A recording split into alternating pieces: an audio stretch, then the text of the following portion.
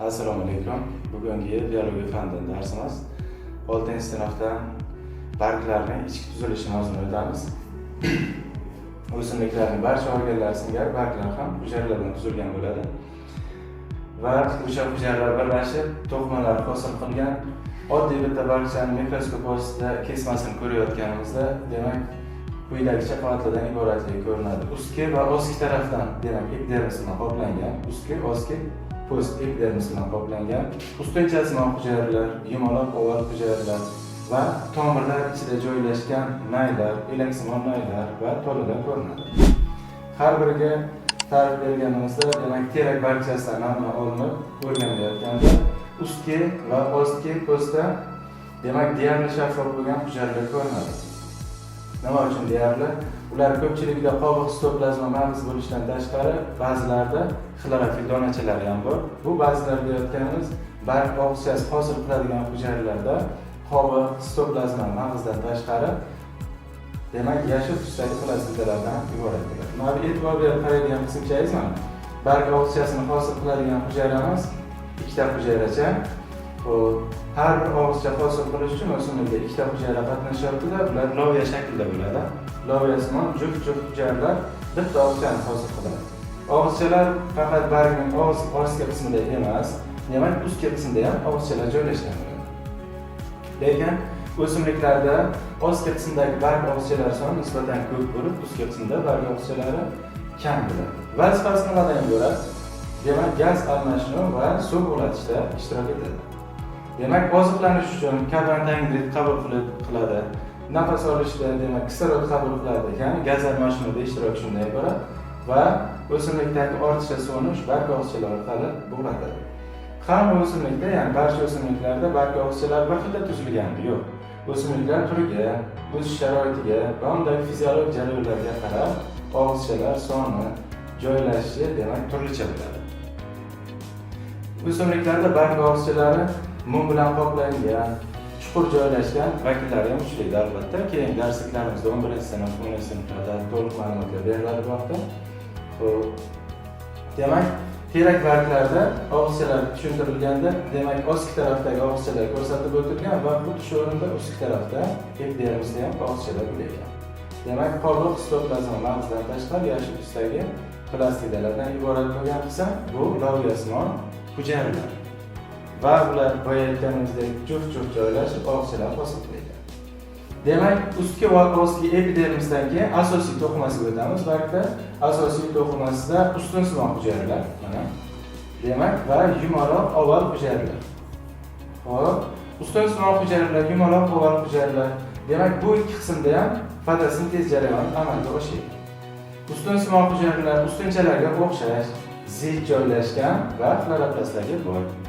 Yumaloq oval hujayralar, demak, yumaloq oval shaklda, ya'ni bir darsliklarda bulutsimon deb ketgan tushunchasi bor va ular siyrak joylashgan, plastilari kamroq bo'ladi. Demak, ularda ham fotosintez jarayoni amalga oshadi. Demak, o'simlikda, bargda fotosintez jarayoni amalga oshadigan qismlarga aniqlik kiritadigan bo'lsak, epidermisda, ustki va ostki epidermisdagi barg og'ushchasi hujayralarida qisman kam miqdordagi fotosintez amalga oshadi. Eng yuqori darajadagi organik modda hosil qiladigan, ya'ni fotosintez jarayoni amalga oshadigan qismi ustunsimon hujayralar, ya'ni barg et hujayralari va yumaloq oval hujayralar. Demak, barg eti deyotganimizda shuncha qismni, ustunsimon yumaloq oval qismini nazarda tutamiz. Fotosintez jadal kechadigan qismi, demak, undan keyingi o'rindagi qismi yumaloq oval va fotosintez eng kam kechadigan qismi ostki va ustki qismlarda. Bargning epidermis qismida amalga oshadi. Xo'p, barg ichki qismiga kirib borayotganda o'sha mikroskopda tomirlarni ko'ramiz.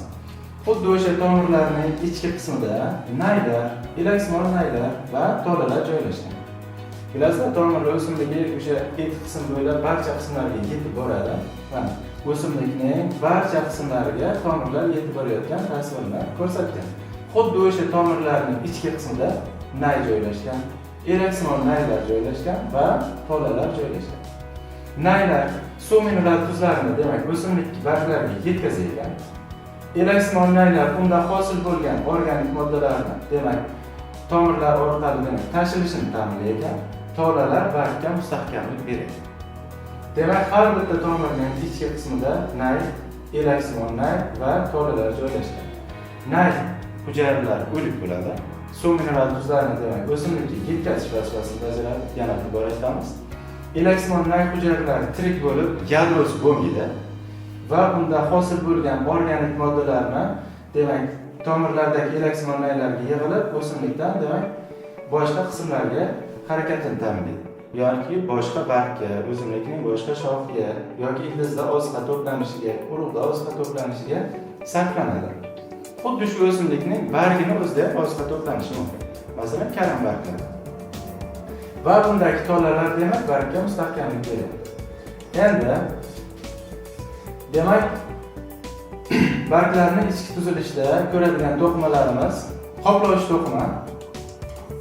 Mana asosiy to'qima mana bu qismlarda, o'tkazuvchi to'qima. O'tkazuvchi to'qimada demak nay va elaksimon naylarni nazarda tutamiz va mexanik to'qima tolalarni nazarda tutamiz. Demak, o'simlik barglarida ustki va ostki tarafdan o'rab turgan qismda qoplovchi to'qima, keyin asosiy to'qima, o'tkazuvchi to'qima va mexanik to'qimalardan iborat bo'lgan.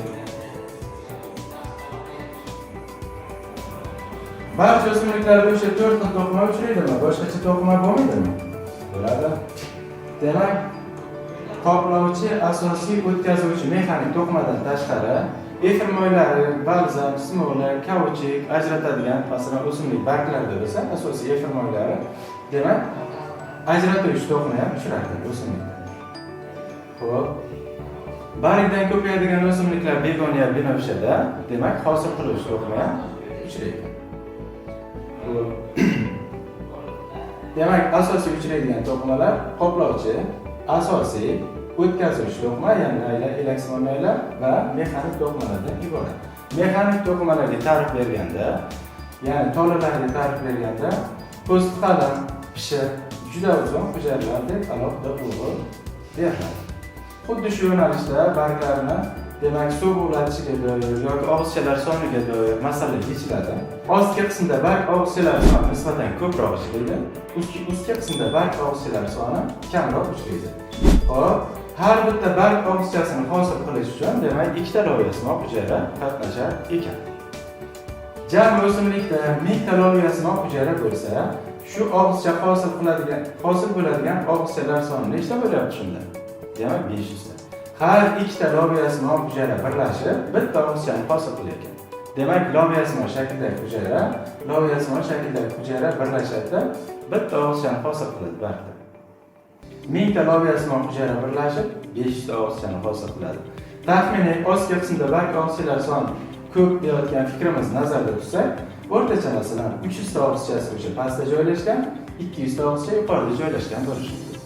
Ya'ni 600 ta loviyasimon hujayra pastki qismida, demak 400 ta loviyasimon hujayra yuqorgi qismida joylashgan bo'lishi mumkin. Xo'p, bular son nisbati ozgina ko'proq, kamroq farq qilishi mumkin. Bu odatda qanday holatda bo'lishidan qat'iy nazar, ostki qismda barg og'izchalari demak ko'p uchraydi. Xuddi shunga doir kichkina masalacha bilan fikrimizni davom ettiramiz. Qolgan masalalarni, mavzuni mustahkamlash to'g'risidagi fikrlarni Telegram kanalimizga a'zo bo'lib qo'ying. Xuddi o'sha kanalimizga masalalar tashlanadi, yechimlari bilan va qo'shimcha o'zingiz mustaqil ishlashingiz uchun kerak bo'ladigan masalalar tashlanadi. Xuddi shu mavzuni mustahkamlab olsangiz bo'ladi.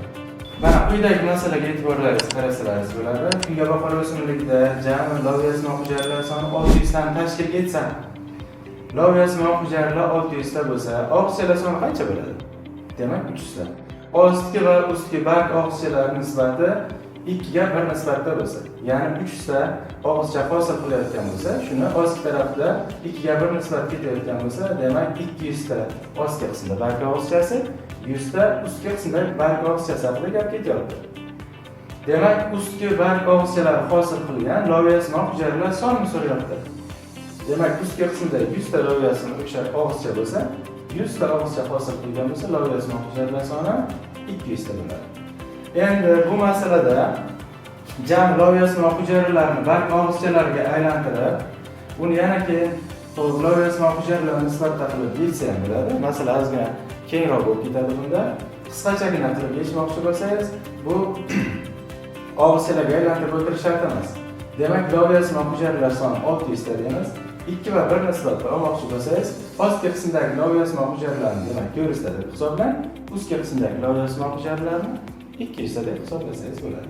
Xuddi shuni qiyinroq masalalarda pastki qismida har bitta loyiha ismi hujjatdan 1 grammda, 1 soatda 1 grammda suv bug'lanadi deb shart ketadi masalan. Ustki qismda har bitta barg og'izchasida 0,5 grammdan suv bug'lanadi deb shart ketadi. Yangicha masalalarda.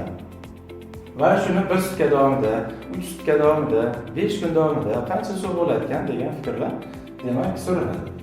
O'sha aytmoqchi bo'lgan masalalarimizni Telegram kanallarida berib boriladi va yechimlari bilan va mustaqil ishlashingiz uchun alohida masalalar beriladi. O'zingiz bilimingizda mustahkamlab bo'lsangiz bo'ladi. Mavzumizdagi masalan eng oddiy so'raladigan qismi edi va murakkabroq darajadagi masalalar va ularning yechimlari bilan qiziqmoqchi bo'lsangiz Telegram kanalimizga a'zo bo'ling. Murakkab darajadagi shu mavzularda doimiy testga tushadigan masalalarni Telegram kanalimizga joylaymiz. Bu yechimlari bilan bilimlaringizni mustahkamlab borasiz. E'tiboringiz uchun rahmat.